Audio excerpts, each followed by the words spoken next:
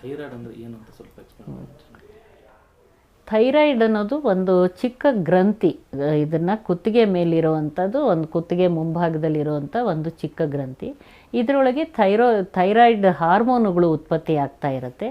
ಈ thyroid hormone ದೇಹದ ಪ್ರತಿ ಜೀವಕೋಶಕ್ಕೂ ಕೂಡ ಸರಿಯಾದ ಕಾರ್ಯವೈಖರಿ ಮಾಡೋಕ್ಕೆ ಅದರ ಒಂದು ಸರಿಯಾದ ಪ್ರಮಾಣದಲ್ಲಿ ಇದ್ದರೆ ಮಾತ್ರ ಕೆಲಸ ನಡೆಯೋದಕ್ಕೆ ಸಾಧ್ಯ.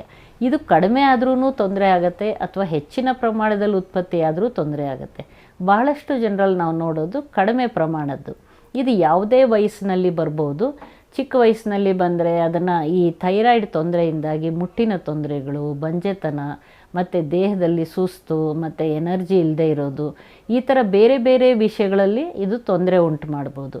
ಅದರಲ್ಲೂ ಪ್ರೆಗ್ನೆನ್ಸಿ ಟೈಮಲ್ಲಿ ಥೈರಾಯ್ಡ್ ಅಂಶ ಕಡಿಮೆ ಇದೆ ಅಂದರೆ ಇದು ತಾಯಿಗೂ ತೊಂದರೆ ಆಗ್ಬೋದು, ಮತ್ತು ಮಗುವಿನ ಬೆಳವಣಿಗೆ, ಮೆದುಳಿನ ಬೆಳವಣಿಗೆ, ಅದನ್ನ ಇಂಟೆಲಿಜೆನ್ಸು, ಇದಕ್ಕೆಲ್ಲ ತೊಂದರೆ ಆಗೋವಂಥ ಚಾನ್ಸಸ್ ಇರುತ್ತೆ.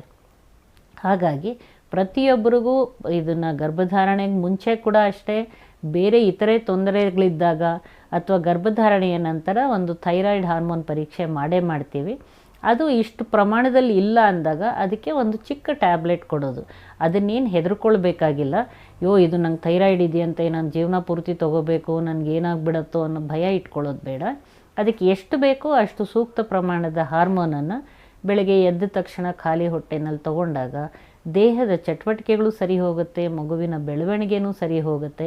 ಅದು ಒಂದು ತಾತ್ಕಾಲಿಕವಾಗಿ ಜಾಸ್ತಿಯಾಗಿ ತೊಂದರೆ ಆಗಿದೆ ಅಂದರೆ ಅದಕ್ಕೆ ಸರಿಯಾದ ಚಿಕಿತ್ಸೆ ಆಮೇಲೆ ನಿಲ್ಲಿಸೋ ಅಂಥ ಸಾಧ್ಯತೆಗಳು ಇರುತ್ತೆ.